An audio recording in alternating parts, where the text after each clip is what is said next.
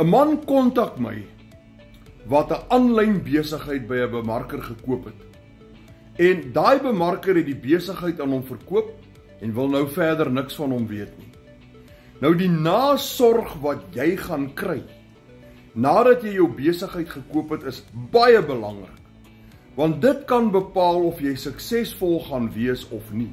Veral as jy nie baie tech-savvy is nie. Nou hierdie man het na my toe gekom en hy bly daar ver in die Bosveld. Hy het punt nommer 1 nie wifi nie. Hy het baie swak selfoonresepsie. Hy kan amper met data nie behoorlik uitsaai op sy foon. Ek sou dit baie duidelik aan hom uitgewys het, dat dit vir hom baie moeilik sou wees om besigheid te doen, dat dit amper vir hom onmoontlik gaan wees. Ek sou vir hom gesê het, wag eers tot daai omstandighede verander. Maar die bemarker het hom 'n gat in sy kop gepraat en 'n besigheid aan hom verkoop. Hy bly 80 km van die naaste dorp en die naaste wifi af. Nou sit hy daar en hy vra vir my, Andre, hoe gaan ek my besigheid gedoen kry? Nou sê ek vir hom, al maniere jy sal moet inry na 'n plek toe waar wifi is. Hy kan nie op wifi op sy plaas aansit nie, dit werk nie daar nie. Daar waar in die Bosveld is te swak sein van Vodacom of MTN.